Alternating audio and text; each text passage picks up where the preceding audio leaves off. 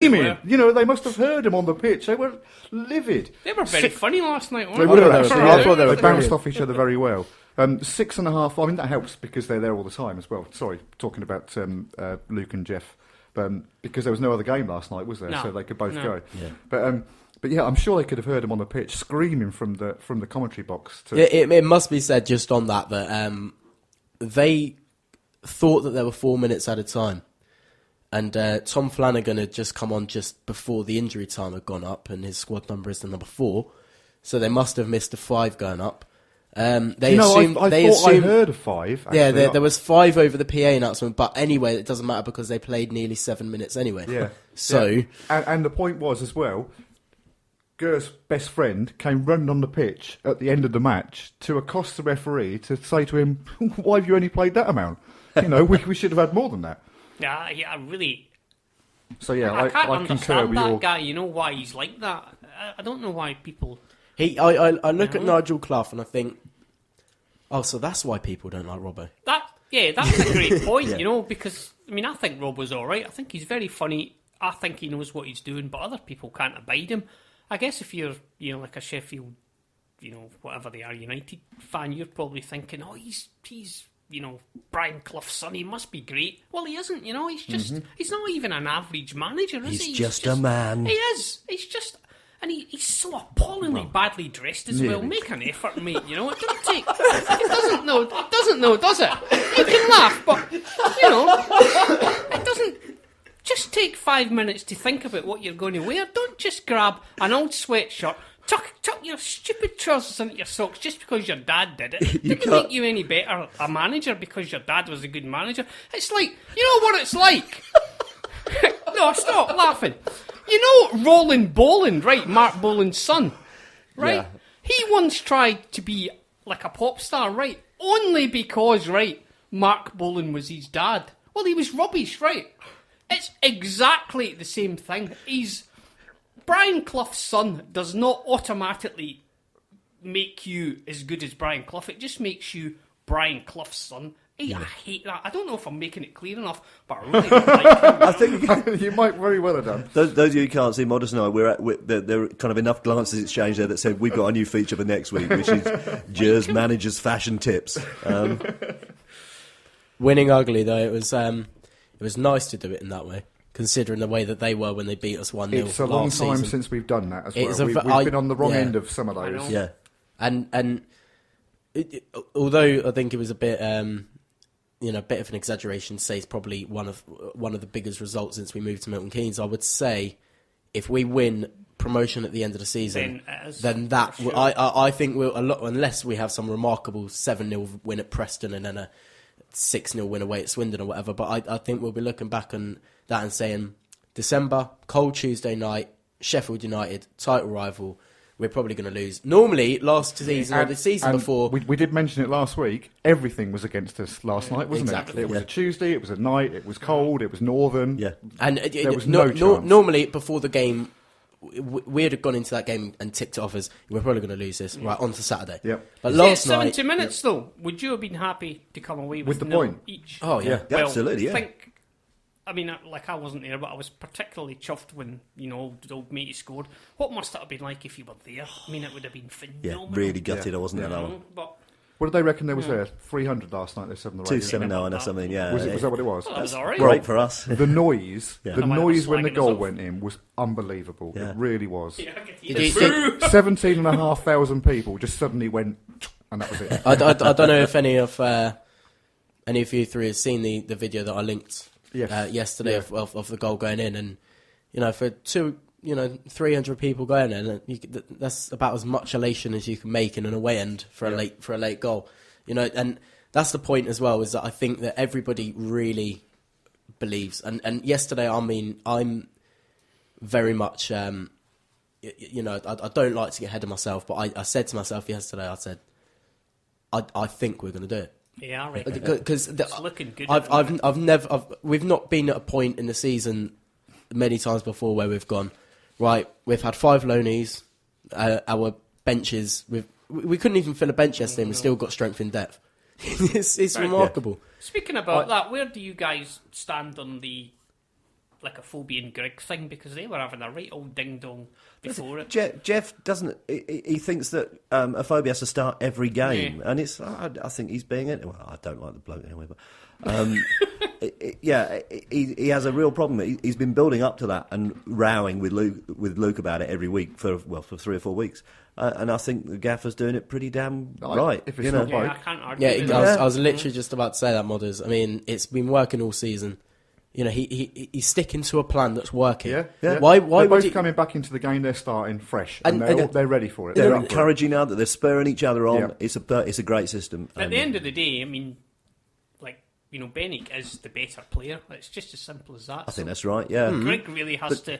I mean, it's all right for that guy to see whether he'll go in January. I don't think he will personally, but it'd be a bit childish if he does because he's never going to get a start at a team that are where they're sitting in the championship, is he? But see, on the end of that, I say that when you've got Benick and Phobie going out, I think there are more clubs in this division than not who would say, Will Grigg replacing him?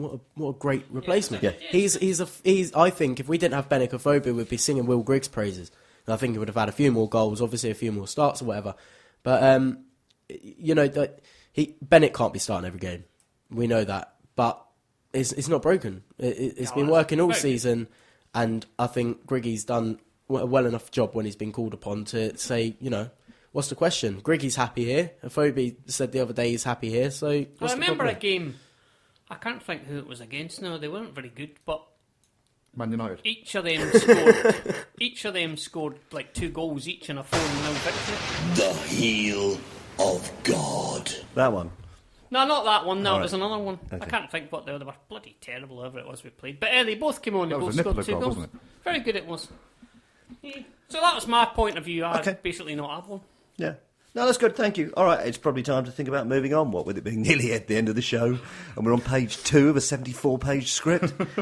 Right, it's probably time to say this. Look, you're listening to the MooCamp Radio Show, and we thank you for that. Seclo Sounds exists to bring people and communities together to celebrate all that's best about the city. We produce a variety of speech and music programmes produced by local people, and we're run by over 60 volunteers. There's always room for more, so if you have a programme idea or a skill that you want to offer, send an email to volunteers@seclosounds.org. You can find out more about the show, the station and other shows that we produce by visiting www.seclosounds.org. I can also tell you, hot off the presses, the application for the FM licence went in this week. Ooh. So we expect it will be 12 weeks. No, 12 weeks or so. I think we're feeling pretty comfortable. It's going to be accepted. And 12 weeks in 12 weeks' time, we could well be broadcasting to the car park to people sitting in the car park. Yeah. Great, wasn't it? That's pretty exciting. Okay, what's coming up next? Right, coming up in the bit before we start talking too quickly, we'll have more of your responses to our question of the week. We'll hear what the wider world are saying about us this week, and we'll talk about the upcoming match against Chesterfield. We'll also hear your feeble guesses at the roundabout of the week. Thank you very much.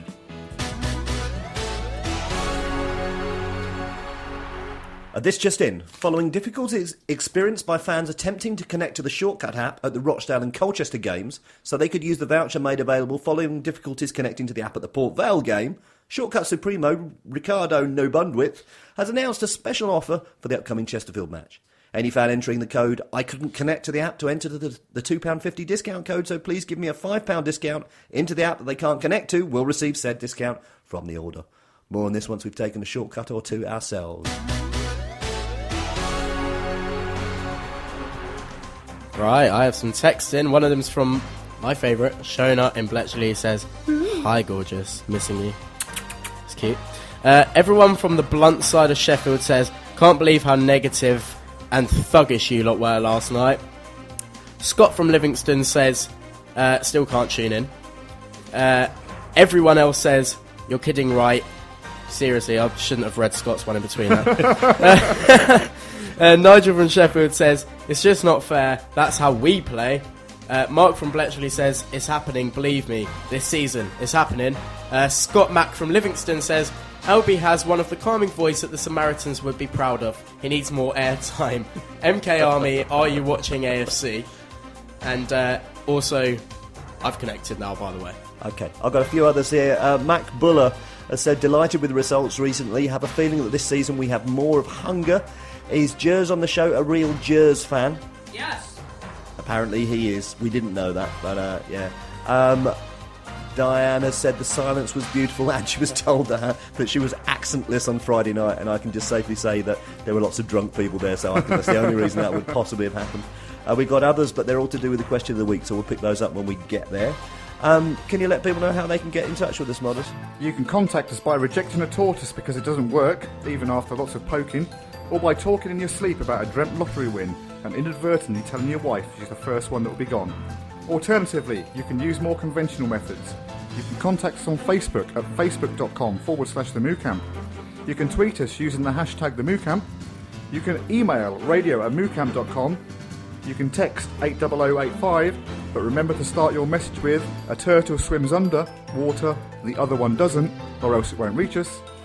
Or you can text direct to the studio on 07848 930 396. Thanks very much.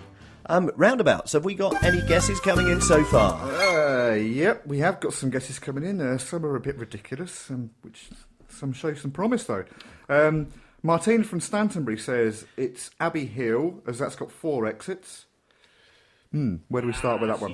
It's a good guess, Martina, but unfortunately it's pretty much everyone. But everybody else knows Abbey Hill Roundabout has 6 exits, so that's not going to be the one. One here from Liam, I like this one actually. Liam from Moxie Park says, the Big Brother clue makes me think that it's Newlands, as that was built in 84. Am I right? Interesting. Good guess again, Liam, but I can tell you for a fact that Newlands was actually built in 1986. Tricia from Little Linford says, the Legion clue was the one that got it for me. Is it Roman Roundabout? Ooh. Very interesting. Anyway, keep your guesses coming in. Indeed. Okay, look, question of the week. We've got loads more of these, so let's go around. So, yes, we're doing that. I've got a few here. Just a reminder, the question of the week was, looking back on 2nd of December 2012, what are your strongest memories?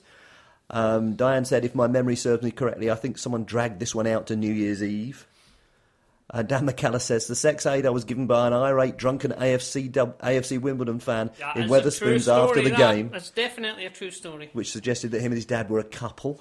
Dan OMK says, getting pelted with coins outside the Red Dot Bar. Pick that money up, mate. Yeah. I like his hashtag. What's the hashtag on that? Hashtag beer on AFC or something Beers on Kingston, yeah. And hashtag Hog Week, which is good, I think. Hog Week needs to go. And Camden Paul says, being told it's your round on 45 minutes and missing Gleeson's screamer. It's still the best goal he's ever heard. Have we got any others there? I've got one from Scott in Livingston. He says, Zaliukas scoring an own goal for Hearts to knock Hearts out of the cup for Hibs. Okay. Okay, that's good. I see what you did there. Yep, Pete from MK1 says, the money. Did I mention the money yet? Someone called Andrew Albie McPherson says, bringing my Tranmere sporting friend Becky to the game as she liked us and didn't like AFC. She sung MK Army a few times and celebrated as much as we did. Big fan of Becky. MK Cleaning Services say, the start of our biggest contract ever. Thank you, unhouse-trained visitors. David Saunders says, walking out of the Red Dot Bar and having the C word aimed at me by some gents and having their pictures taken with a flag outside a stadium that they shouldn't have been at. Carl from MK1 simply says, the goal. Mark from Tartan Hole says, the whole day, from taking the covers off the pitch in the morning right up to the final whistle, just fantastic. Keith from Coffee Hall says, just feeling immensely proud at all that we've achieved together, and also at the dignity and professionalism shown by all of ours.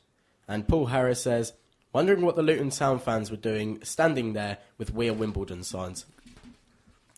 I think there's one other one on this as well. Yeah, David Saunders said, didn't a group of Luton fans show up with classy EDL flags too? Yeah, that was brilliant. I don't know. Very nice of them. I like them. I think Ed from Moxie Park just says the ambiguous plane message.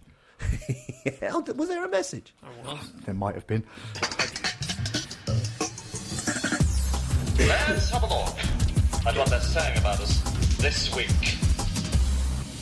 We've probably got way too many of these to even They're saying think about loads this talking, week, aren't but, they? yeah, let's chuck a few out. I mean, that's loads of pages. At least it wasn't 10. I was going to write a letter to Virgin Trains about getting my money back for train tickets due to cancellations. I think I'll send them a thank you letter instead. Oh, crikey, where do you start here? What do you think of Powell and Afobe? What difference would 2 players like that make to us?